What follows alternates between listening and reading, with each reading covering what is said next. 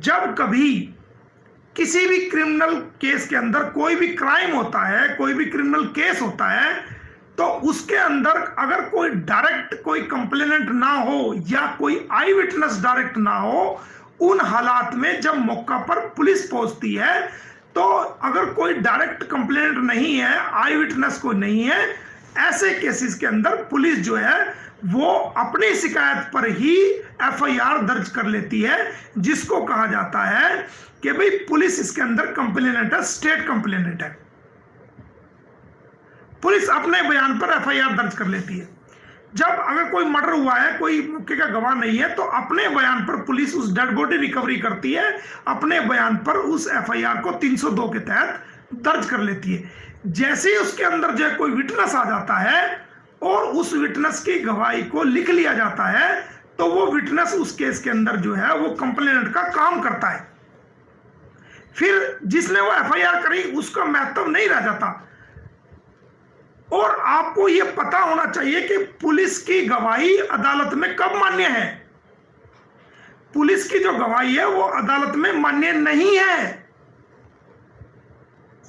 एक वकील को पता होना चाहिए ये बात कि पुलिस की गवाही अदालत में मान्य नहीं है। सिर्फ पुलिस की गवाही उतनी ही अदालत में मान्य है जितना कि किसी मुलजिम से वो रिकवरी करवा देता है। मिसाल के तौर पे चाकू से मारा है, तो चाकू जहां रिकवरी हुआ है और किस पुलिस के अधिकारी के सामने हुआ है, सिर्फ उतनी ही गवाही मान्य है रिकवरी के तौर पर। किसी से बंदूक रिकवरी हुई है तो वहां पुलिस की गवाही मान्य है, उसकी प्रेजेंस में अगर रिकवरी हुई है तो पुलिस की गवाही सिर्फ रिकवरी के तौर पर ही मानी जाएगी। उसके अलावा पुलिस की गवाही अदालत में मान्यता नहीं रखती। एक प्राइवेट कंप्लेनेंट की और प्राइवेट जो है वो विटनेस की गवाही को अदालत मानती है। तो ये सीमा हैदर का जो केस हुआ, इसके अंदर एक सब इंस्पेक्टर जो है वो कंप्लेनेंट है जिसने एफआईआर दर्ज कराई है। रबूपुरा का सब इंस्पेक्टर है जिसने ये एफआईआर दर्ज कराई है। लेकिन हम जब इस केस में आए हैं, सीमा हैदर के केस में, तो हमने इसकी एक एफआईआर जो है वो पाकिस्तान में भी कटवाई हुई है कि सीमा हैदर यहां से घर बेच के चली गई, हमारे 4 बच्चों को लेकर चली गई और हमारे साथ धोखाधड़ी करके चली गई। वो एफआईआर की कॉपी भी हमने कोर्ट में लगाई है। और जो पावर ऑफ अटॉर्नी मुझे दी गई है गुलाम हैदर की तरफ से, तो गुलाम हैदर भारत में है या नहीं है, लेकिन गुलाम हैदर के तौर पे मैंने कोर्ट में वो पावर ऑफ अटॉर्नी दी है और एप्लीकेशन भी इस स्टेट केस में दी है, जिसको कोर्ट ने मंजूर किया है। और मंजूर करने के बाद हमें जो है उस केस का बाकायदा विटनेस मानना है, बाकायदा जो है उस केस का एक सोल पार्ट मानना है।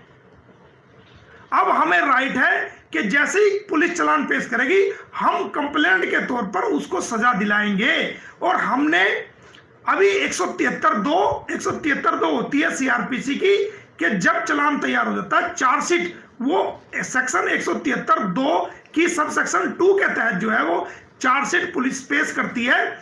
तो हमने चार्जशीट आने से पहले ही पुलिस को लिखा है कि इस केस के अंदर हम गुलाम हैदर अपनी गवाही दर्ज कराना चाहता है कि ये महिला हमारे घर को बेच के आई है, हमारे 4 बच्चों को लेके आई है और हमारे इतने पैसे लेके आई है। हम इसको सजा कराना चाहते हैं। हमारी गवाही इस केस के अंदर लिखी जाए कि ये धोखाधड़ी करके हमारे बच्चों को लेके आई है, हमारा घर बेच के आई है, हमारे साथ फरेब करके आई है और पाकिस्तान से दुबई होते हुए नेपाल के रास्ते इलीगल भारत में ये घुसी है।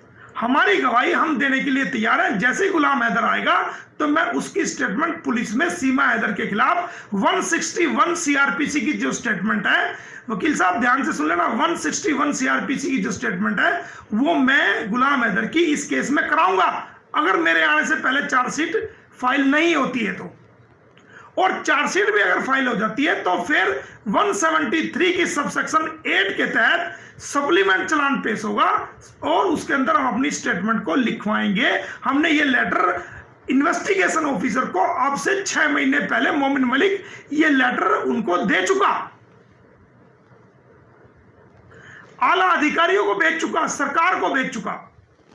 अगर हमारी गवाही नहीं भी लिखी जाती है तो जब चार्जशीट पेश हो जाएगी तो हम कोर्ट के अंदर any witness can be called through the order of the honourable court.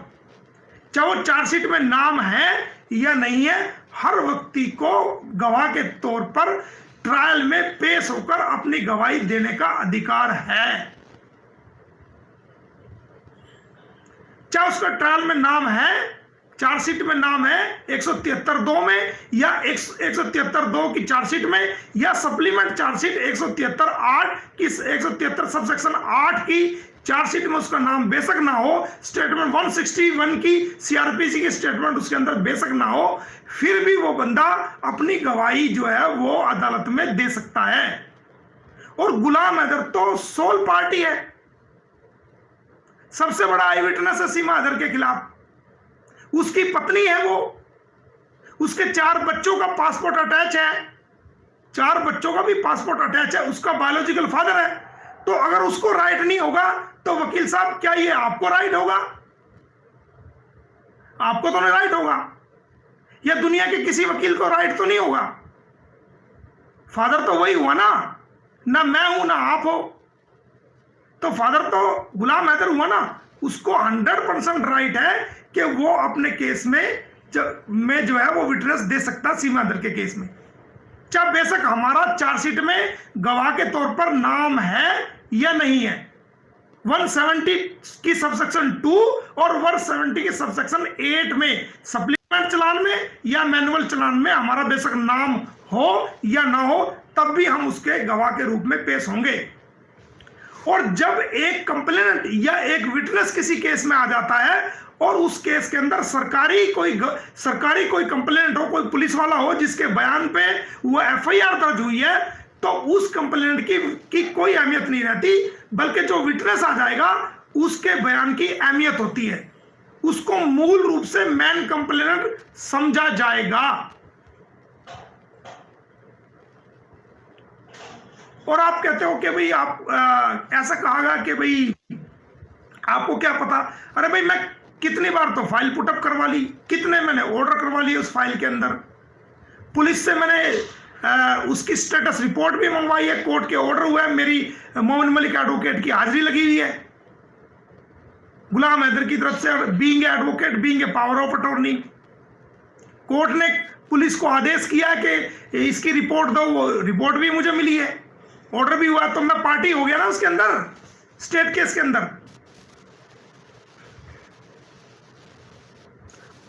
तो लोगों को, किसी को भाइयों गुमराह होने की जरूरत नहीं। जैसे डॉक्टर ईएनटी डॉक्टर है, कोई डेंटिस्ट है, कोई न्यूरोलॉजिस्ट है, अपनी अपनी सलाह, अपनी अपनी बातें। 22 से 25 लाख लोग वकील हैं भारत के अंदर, आप किसी के पास किसी भी केस को लेकर जाओ, उनकी अलग अलग सलाह मिलेगी। लेकिन जो डॉक्टर जिस मरीज का इलाज करता है उसको पता होता है कौन सी डोज कहाँ, कैसे और कब देनी है और कितनी मात्रा में देनी है। ज्यादा मात्रा में दे दी तो उसका क्या नुकसान है, बजाय फायदे के उसका वो राम राम सत हो जाएगा उसका।